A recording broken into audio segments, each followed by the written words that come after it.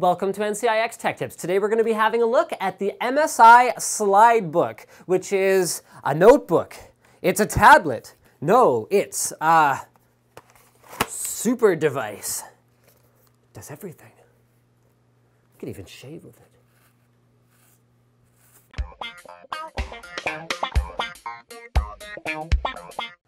Now the Slidebook's not cheap, but it comes with a full complement of high-end hardware that justifies the price somewhat. So first up, you've got a 3537U Core i7 processor inside, 8 gigs of RAM, a 128 gig SSD, Windows 8 Pro, which is an interesting addition, making it more than just a tablet, but actually a productivity device, so you can remote desktop connection into it, cool stuff like that. And last but not least, it is a full HD 1080p touchscreen with 10-point multi-touch, meaning you'll get the most of the Windows 8 experience, whether you opt to use this as a tablet or, as you'll see from the badge that is on the device, as technically an ultrabook, because it does meet the ultrabook specifications. That means it has the security features, it has the weight and size limit restrictions covered, and the battery life covered to meet that criteria from Intel.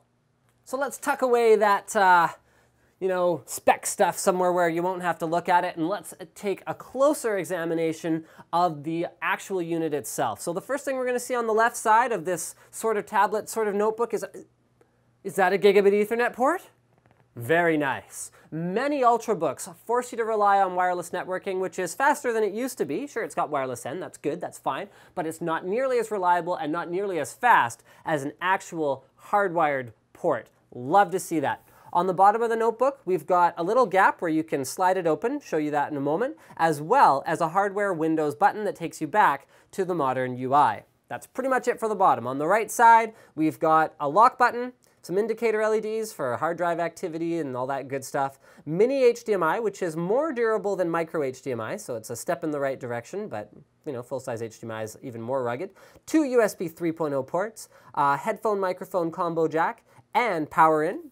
Then on the top of the unit, we find volume up, volume down, a rotation lock, a ventilation port, and I missed it from this angle, but there you go. There is your SD card reader, so you can add extra storage to the device if you want and read cards off your camera and all that good stuff. On the back, it's a nice aluminum backing. It gets a touch warm on the right-hand side where you'd be holding it, but it's nothing unmanageable. And then you've also got speaker ports on the back so you can actually hear your sound, which leads us finally to the sliding mechanism. So yeah, it looks kind of like that. I'll do my trademark phone size comparison. So this is an HTC One, giving you some idea of the thickness. Yeah, it's not the thinnest thing in the world, but you get that combo functionality. So let's open this bad boy up and check this out.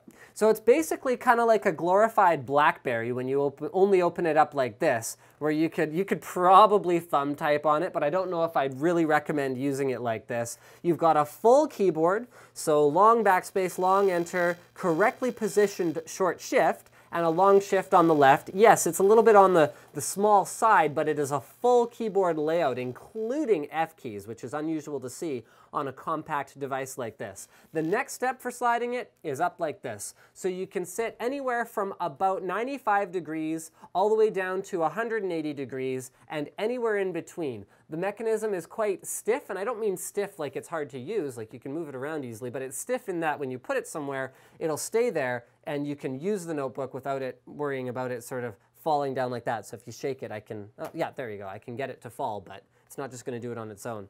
And then on the back, you get just a sort of little MSI looking logo here, and there, that is the complicated fancy part of the mechanism right there where the sliding happens. Little gears and shafts and all that kind of good stuff. Very cool. Okay, so now we know about the Slidebook. Let's take it with us somewhere and find out what this thing can actually do. The included carrying case probably isn't the most robust thing that I've ever encountered, but it'll protect it in transit. It does have a nice sort of microfiber feeling inside, but the outside is kind of like those reusable shopping bags. So it's not, like I said, the most premium thing I've encountered that comes with something, but it obviously fits it perfect. Has a little MSI logo on it, and let's get out of here. At lunch, I can use the Slidebook as basically a tablet with a built-in stand.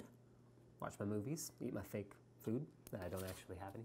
You can sit and do work on the MSI Slidebook, whether you're at a desk or not at a desk. doesn't really matter. The only thing that really bothers me about the keyboard in particular is the fact that the aluminum here for the backing is a little bit raised, so if you're not in a correct typing posture, it's a little bit tough to hit the space bar, so you want to make sure that you keep your hands up while you're typing. And of course, the last use case scenario is as a tablet, where you don't have the keyboard open, but you could at a moment's notice if you wanted to. Maybe you want to type an email or something like that, but you don't have to. You can just hold it.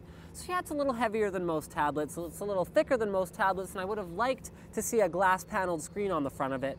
But at the end of the day, that's the price you pay for ultimate flexibility, is that you got to make compromises somewhere else. So thank you for checking out this NCIX Tech Tips. Don't forget to subscribe for more videos like this from your favorite e-tailer, ncix.com.